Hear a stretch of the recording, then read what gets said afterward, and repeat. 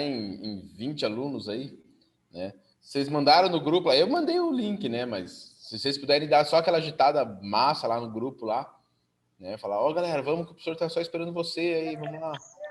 E aí, professor? E aí, Giovana, beleza? Eu vou tentar ser bem claro no que eu vou falar agora. A gente trabalhou no quarto trimestre alguns assuntos, né?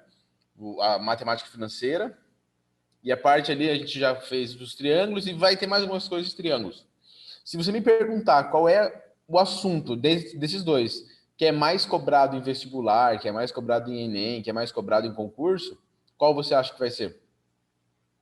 Quais são as opções? Desculpa. A parte ali de triângulos e a parte de matemática financeira.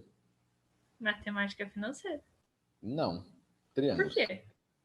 Ué, porque dentre esses dois assuntos, né, só entre esses dois, o mais cobrado é a parte de geometria plana, ali com os triângulos. Você ter que calcular a área. É que eu nunca fiz vestibular. Você saber as características do triângulo, você calcular perímetro, você saber relacionar ângulo e os lados. Então, o meu foco principal, a gente vai fechar o ano falando sobre as figuras ali. Tá joia? Eu vou só abrir a janela aqui para ver se entra um ar e entra um pouco mais de luz. O que a gente vai fazer hoje, professor? Exercício? Oi? Vamos fazer exercício hoje? Ah, eu acho que sim, né? Acho que sim. Antes de eu sugerir algumas coisas, eu quero perguntar se alguém tem alguma dúvida aí de alguma coisa para a prova, no caso, tipo, professor, dei uma olhada na prova, queria tirar dúvida disso aqui. Não, a prova estava bem fácil, na verdade. Estava bem boa, assim. Não fácil, mas... Entendeu? É assim, ó. O que está acontecendo, né? Nesse tempo de pandemia, eu deixei a prova um pouco mais extensa, mas o nível um pouco mais fácil, tá? Eu não coloquei questões, tipo, nenhuma questão que você vai perder muito tempo pensando em como fazer e depois vários processos para resolução. São questões mais diretinhas, né? Mas daí, em compensação, eu coloquei mais questões, tá? Do que eu colocaria aqui no presencial. Tá? Galera, alguém quer fazer alguma pergunta? Alguém quer tirar alguma dúvida? Sim, não, talvez. Quem sabe?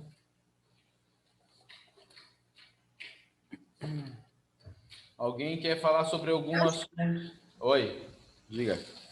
Pode falar. Acho que ninguém tem. Tá cortando, tá cortando. Cortou tudo quem tá falando. Maria, é você? Eu só disse que acho que não tem ninguém, não tem dúvida. Tipo, ninguém tá com dúvida. Entendi. Bom, galera, se ninguém tem Professor bom é outro dúvida... nível, né? Hã? Professor bom é outro nível. Alunos bons são outros níveis, né? Me preocupa o fato de, tipo, não tem dúvida, professor, eu só não sei fazer, né? Esse tipo de atitude, assim. Entende? Não tenho dúvida porque não entendi nada desde o começo. Professor, eu fiquei com uma dúvida ali em conjuntos, funções. Deixa eu já fazer uma observação para vocês, tá? Eu sei que a gente tem, em todas as turmas, a gente tem pessoas, diversos tipos de pessoas, né? Pessoas que desde o primeiro ano estão se preparando para um vestibular, para o Enem. Assim como temos pessoas que também, professor, lá no terceiro ano eu vou ver isso. E não tem problema nenhum, cada um faz o seu planejamento, né? Não tem problema nenhum. Caso exista, né, na turma do primeiro ano, alunos que, professor, eu gostaria, né, de ter acesso ao material que caia no vestibular. Eu tenho alguns vídeos lá no canal, lá. Eu sei que algumas pessoas já estão inscritas no canal, outras pessoas não vão se inscrever, não sei porquê, né? É triste isso. Eu não sei se comentei com vocês, eu falando com a minha esposa, falei, poxa, até 2 semanas atrás eu tinha 60 inscritos. Aí eu tava conversando, tal, eu tava com a minha esposa e com a prima dela falando. Daí a prima dela falou assim, cara, é muito pouco e tal. Vamos divulgar. Daí ela que começou a divulgar, né? Mas a minha esposa olhou para mim e falou assim, cara, mas quantos alunos você tem? O certo era que todos eles já, né, se inscrevessem. Mas a gente não manda nos alunos, né? Fazer o quê? Então, poxa, se não for pedir muito, entra lá e se inscreve, tá? E o que eu ia falar é, caso você tenha algum conteúdo específico, professor, eu queria um conteúdo que já teve, um conteúdo que você ainda não teve, mas você gostaria de, né? Professor, eu já ouvi falar sobre, deixa eu ver um assunto, sobre matriz, né? Já ouvi falar sobre matriz, professor. Puxa, tem material de matriz? Eu tenho, eu consigo direcionar para vocês lá, tá bom? Eu tenho uma revisão zona sobre funções que eu achei que está bem top, caso alguém queira também. Diga. É em matemática que a gente aprende Pierre Ruffini? Sim, Birol Ruffini. Isso. Que isso? Professor, lembra Uma que pergunta aleatória, né? Uma pergunta aleatória. Em matemática que a gente aprende Birol Ruffini? É que eu não lembrava se era em matemática. É em matemática. Lá no terceiro ano. Meu Deus. Professor, Diga. lembra que um dia eu perguntei pra você o que era um Fzão, assim? Daí você não sabia que, tipo, é porque eu descobri que não é um F. É de integral, é aquele negócio, só que não tem o risco, entendeu? Eu achei que era um Então, F. é mais parecido com um S do que com um F. Ou tudo bem, lembra um F minúsculo, é integral, eu sei o que é. É da hora. Ah, que bom que você sabe, né, professor? Teve até um aluno do terceiro ano que fez. Cara, falou exatamente isso que você falou, né? Tipo, professor, é que tem um assunto aqui e tal. Aí ele falou no F também, mas daí ele já falou: não, professor, é um integral, integral. Ele já tinha mencionado já. É da hora, é da hora. Só que assim, né? Antigamente, lá no tempo. Provavelmente quando. Acho que os pais de vocês não, né? Mas os meus, quando eles tiveram o. Vamos chamar de ensino médio, não era ensino médio o nome, né?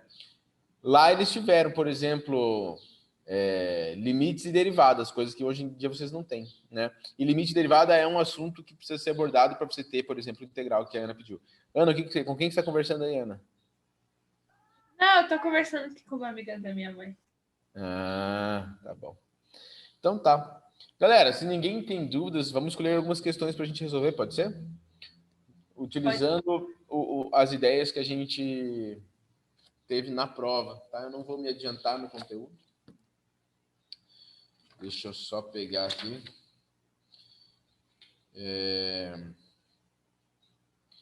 Olha só.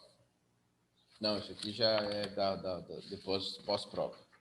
Isso aqui não posso. Alguém tira uma dúvida minha lá, porque minha memória é meio fraca.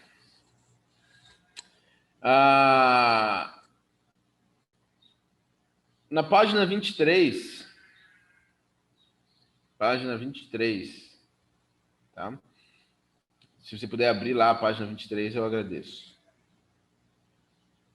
É na mão. Página 23, exercício 15 da UFPR. Oi?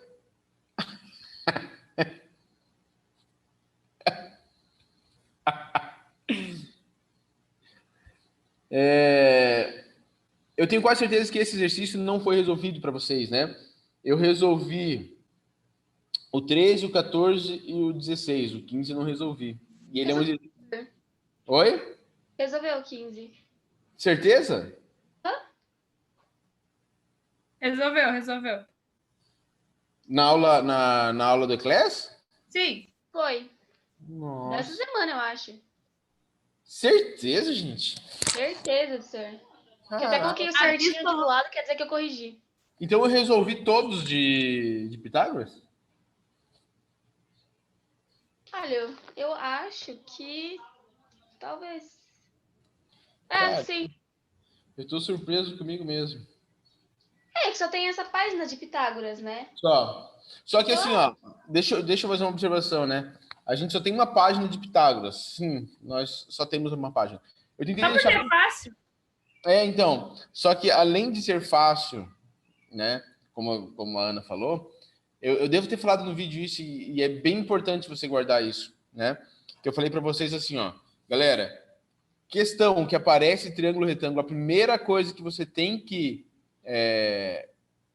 puxar na sua cabeça é Pitágoras. Eu consegui escutar a sua voz, Ana, mesmo com o microfone desligado, eu escutei. Você precisa puxar Pitágoras na sua cabeça, tá? Parece meio besta, mas que nem agora há pouco ali, né? Faz uns minutinhos que eu falei, a gente estava conversando, eu falei assim, entre matemática financeira e triângulo, o que você acha que mais cai? Triângulo. Agora, né, a gente tem vários estudos dentro de triângulo. E de todos os estudos, um dos, né, que mais aparece é o uso de Pitágoras. Só que não vai, não vai cair uma questão no vestibular dizendo assim, tipo, determine a medida da hipotenusa. Né? Ele vai contextualizar. E, na grande parte das vezes, Pitágoras vai fazer parte de um processo para você fazer alguma outra conta. Tá? Eu preciso falar isso, porque senão a pessoa fica, nossa, então Pitágoras já sei quase tudo. Né? Não. Pitágoras geralmente vai ser um processo dentro de todo o raciocínio da questão. Tá bom?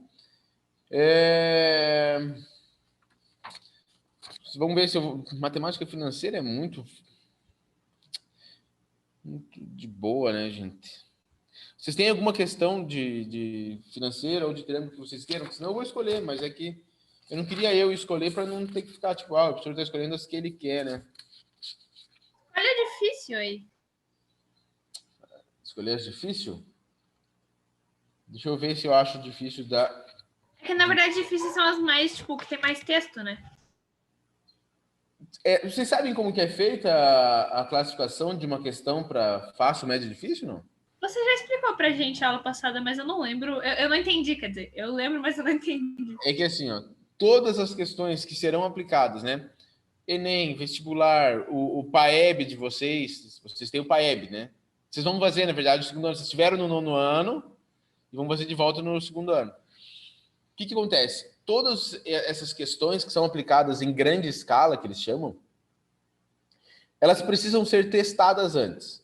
E quando é feito esse teste, como que é feito? Eles pegam a característica daquela questão, né? Puxa, a questão é assim, assim, assado. Eles aplicam num grupo menor de pessoas, do mesmo nível de pessoas, né, que vai fazer a prova. Então, eles usam uma parte de estatística. Vocês não tiveram estatística, só ano que vem.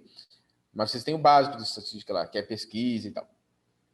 Eles tentam reproduzir aquela questão dentro de um grupo menor de pessoas. E a quantidade de acertos é que determina se é fácil, médio ou difícil. Tá? Por exemplo, eles pegaram uma questão de matemática qualquer, aplicaram no meio de uma avaliação, né? As pessoas elas não podem levar essa avaliação para fora, né? Então é feito várias questões e o aluno não leva o caderno de prova para fora, porque são testes de questões. Se dentro de uma questão você teve muito mais acerto do que erro, essa questão ela é considerada fácil, tá? Independente de quantidade de assuntos, independente de qualquer coisa, ela é considerada fácil. Se na questão você tem aproximadamente a mesma quantidade de acertos e erros, e quando eu digo aproximadamente, eu estou dizendo assim, tipo, puxa, 45% das pessoas acertaram, 55% erraram, ou 55% acertaram e 45% erraram. É próximo um do outro, né? Essa questão ela é considerada média, porque metade acertou, metade errou. Agora, se você tem muito mais erro do que acerto, né? Teve 80% de erro e 20% de acerto. A gente já classifica, ou eles classificam essa questão como uma questão difícil. Qual é o detalhe? Isso eu bati muito na tecla com o 3º ano ontem, quando a gente fez uma reuniãozinha.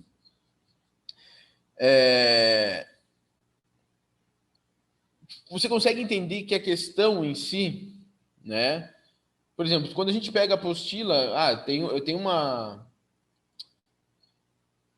umas páginas aqui que são, né, questões de vestibular, de olho no vestibular. E eles pegam somente um assunto, por exemplo, aqui é só matemática financeira, né? Você vai na questão, matemática financeira, eu já falei para vocês, é questão de porcentagem, questão de juros simples, juros compostos, acabou. Cara, se você tem uma questão muito, né, fechadinha, só um pacotinho de matemática financeira, quer ver, deixa eu dizer quantas questões difíceis tem, que foram classificadas como difíceis. 1, 2, 3, 4. De 33 questões, 4 foram consideradas difíceis. Tá? Então, provavelmente, essas questões elas são mais extensas, né? Igual eu acho que foi a Ana que falou, difícil é aquela que tem mais texto. Por quê? Porque a pessoa acaba tendo chance de errar, uma chance maior de errar, porque ela se perde dentro das informações, tá? Mas não é uma questão que é, tipo, sobrenatural. Então, ontem eu peguei com o terceirão, cara, 3 questões que são classificadas como difíceis lá do assunto que eles estavam falando. Falei, ó, vamos pegar aqui, ó, 3 questões. A gente resolveu, sem brincadeira, em 5 minutos, as 3. Isso falando todos os passos, tá?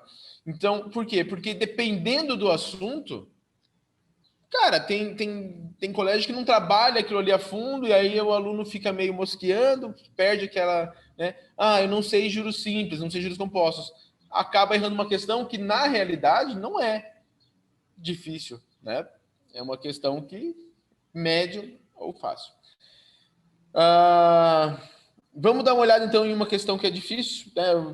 Eu não fiz todas essas aqui, então eu vou escolher só vendo assim, tipo, puxa, essa está classificada como difícil, tá? Vamos na questão 28 da página 16. Página 16, exercício 28. Vocês têm ali, é da Universidade Federal de Santa Catarina, UFSC, tá? A gente tem 5 alternativas. Eu não sei quantos de vocês já se acostumaram a olhar esse tipo de questão, onde tem 01, 02, 04, 08 e 16. Pode ter 32, 64, tá? Esse tipo de questões, ela é chamada de questão de somatória, porque você vê quais são as afirmações corretas e depois você soma, né? E põe naquele quadradinho lá embaixo a soma que você tem das proposições corretas.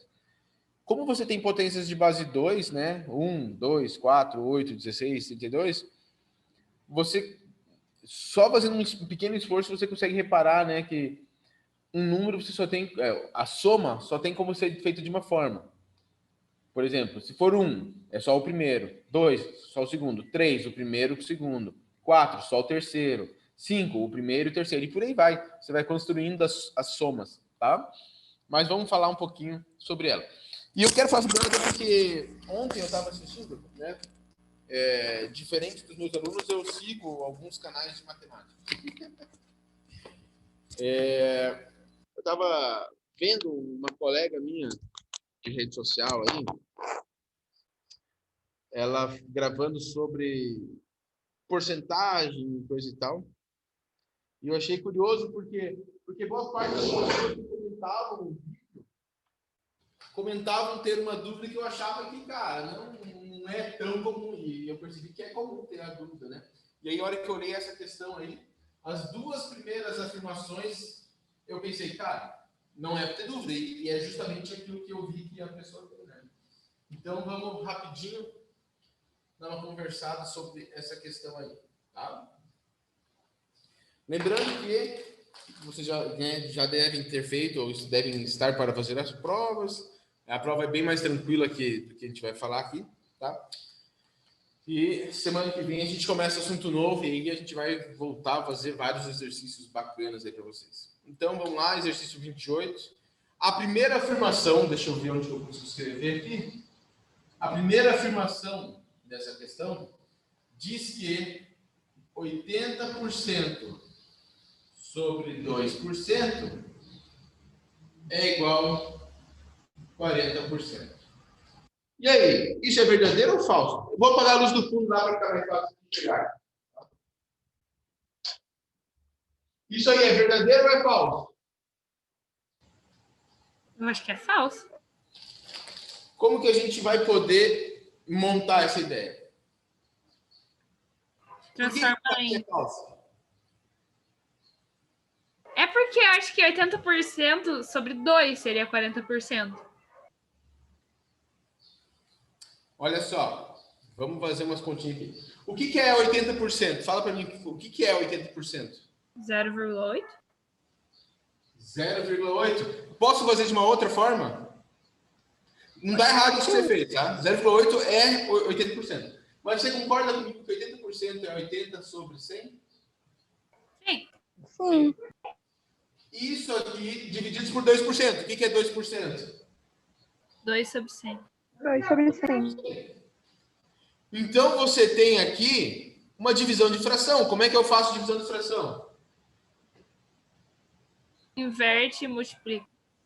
Repete a primeira e multiplica pelo inverso da segunda. O inverso de 2% é 100 sobre 2. Simplifica o 100 com 100, simplifica o 80 com 2, vai dar 40. Qual é o detalhe, né? Ele diz que é 40%. O resultado deu 40, não deu 40%.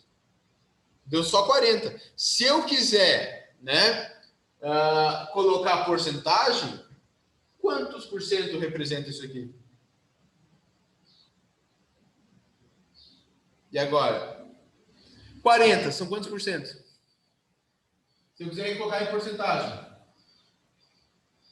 Concorda comigo que 40 é a mesma coisa que 40 sobre 1? Sim. Sim? Se eu quero colocar um 100 embaixo, eu vou multiplicar por 100, só que eu não posso multiplicar só embaixo. Multiplica em cima e embaixo, vai dar lá 4.000 sobre 100, que é a mesma coisa que 4.000%. Eu posso escrever assim? Se aqui tivesse escrito que 80% sobre 2% era 4.000%, beleza, verdadeiro, né? Mas não, ele falou que era 40%. Não é. É só 40%. Então, essa afirmação é? Falso. Falso. Fica claro isso? Sim. Aí a segunda afirmação, ela fala assim, ó, 30% quadrado é igual a 0,09. Vamos escrever isso aqui. Segunda afirmação, 30% ao quadrado é igual a 0,09. Talvez algumas pessoas consigam fazer de cabeça isso, não tem problema nenhum se você conseguir fazer de cabeça, né? Mas como é que eu demonstro esse tipo de afirmação? O que é 30%? 0,3. É 0,3. Mas assim, eu compreendo que 0,3 é um número bacana para a gente pôr ali. Mas eu, como professor, eu não sou muito adepto de colocar decimal para elevar ao quadrado, porque daí vai ficar decimal vezes decimal, daí eu vou trabalhar com vírgula. Existem coisas dentro da matemática que estão ali para dificultar a vida do aluno. Ponto. Por exemplo, números negativos, vírgula, né? Potência. Tem coisas que eu não posso fugir da matemática, mas tem coisas que eu posso. Por exemplo, decimal eu posso fugir. Tá? Eu vou escrever, não está errado, tá? Eu vou tentar ser bem claro, não está errado eu escrever 0,3. Mas 30% é a mesma coisa que 30 sobre 100. Pode ser, não? Pode. 30 sobre 100, eu posso simplificar esse zero com esse zero. Então fica 3 décimos ao quadrado, que é a mesma coisa que 0,3. Só que a hora que eu coloco em fração, existe uma propriedade de fração que diz o seguinte: quando eu tenho a potência de uma base fracionária, eu posso distribuir o expoente no numerador e no denominador. Então 3 ao quadrado vai dar 9, 10 ao quadrado, né? 10 vezes 10 vai dar 100. O que vai ser 9%. Que aí sim, se eu for escrever, 0,09. E aí você escreve decimal só para você mostrar, né? Que tem essa escrita, que está certo, é verdadeiro. Tá? Certo. Fica claro essa segunda aí? Fica. Fica. Tá fazendo alguma página do livro isso? Ou... Oi? Tá fazendo alguma página do livro isso? Sim, página 16, exercício 28. Ah, tá. Obrigada. Nada. Não, tá certo, né? Oi? Ah, tá certo. A 2 está verdadeiro. Aí você tem a afirmação 4.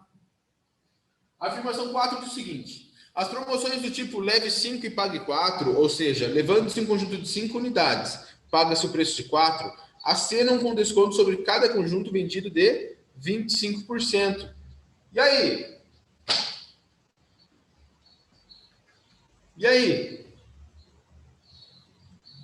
Como é que eu posso verificar isso aí? Sugestões. Ó, ele está falando assim, ó. Leve 5, pague 4 é igual um desconto de 25%. Acho que não. Mas como acho é sacanagem, né? Acho. Ah, professor, não sei. Eu acho. Deixa eu já fazer uma observação, tá? É importante para esse tipo de questão de somatória.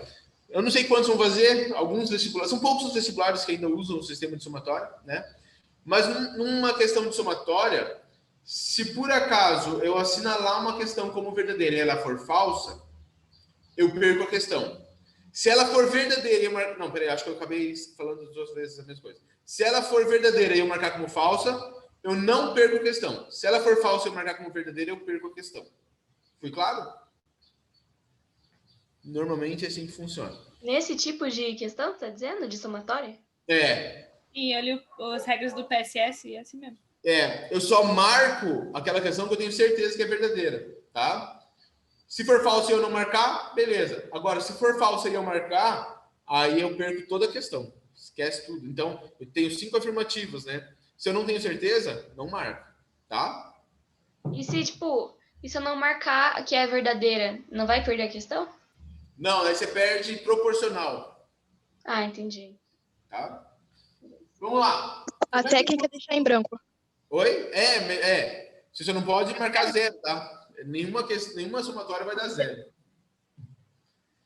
Vamos lá. Como é que eu consigo demonstrar... Meu Deus, eu falei zoando, meu Deus. Como é que eu consigo demonstrar isso aqui? Fala pra mim. É que tipo assim... Eu não entendi, ele tá falando de 5%, tipo, sobre o conjunto inteiro. Isso, foi o que ele falou, né? Ó. As promoções do tipo leve 5 pague 4, ó, leve 5 pague 4, ou seja, levando os conjuntos de 5 unidades, pague seu preço de 4, acenam com desconto sobre cada conjunto vendido de 25%. Ele está falando que... É 20. Porque se dividir por 5, aí fica 20. Exatamente, ó. Eu vou levar 5 peças, vou pagar só 4. O desconto é uma peça, concorda? Sim. Uma peça de quantas? De 5. De 5. Então, na verdade, o desconto é de 1 em 5. E 1/5, né? Se eu vou transformar isso em porcentagem, eu multiplico em cima e embaixo por 20. 1 vezes 20 dá 20, 5 vezes 20 dá 100. Mas eu quero dar uma sugestão para vocês, caso vocês não lembrem disso na hora, tá? Não é uma regra, tá, gente? É uma... Ixi, Maria, cadê o vermelho? Achei. Ih, acabando a tinta. Qual é a minha ideia, né? O que eu faria para ter certeza? Na hora da prova eu tô nervoso, eu preciso verificar. Como é que eu vou verificar isso aqui? Dá um valor para a peça. Professor, põe aí R$39,90. Você pode pôr o valor que você quiser, né? Mas eu vou colocar o valor unitário, vou chamar aqui, ó. Valor unitário, eu pensei no valor R$100. R$100. Se ele vai levar 5 peças, qual seria o preço, né? Sem o desconto. Olha só. 500. Preço sem o desconto.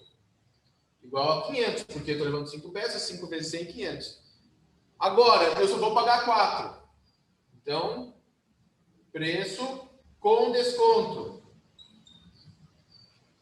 400. Agora eu consigo verificar de quanto foi o desconto, que era de uma peça inteira, né? Que era 100. E aí eu faço, eu tenho um desconto de 100, de um total de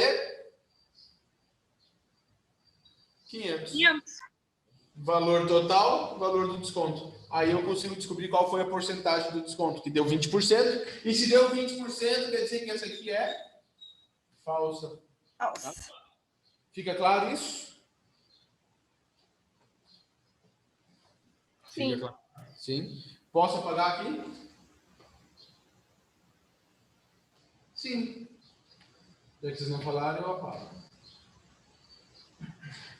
Então, até agora, só a 2 era verdadeira, hein? Guarda isso. Vamos lá. 8. Vou pegar a caneta. Uma pedra semipreciosa de 20 gramas caiu e se partiu em 2 pedaços de 4 e 16 gramas.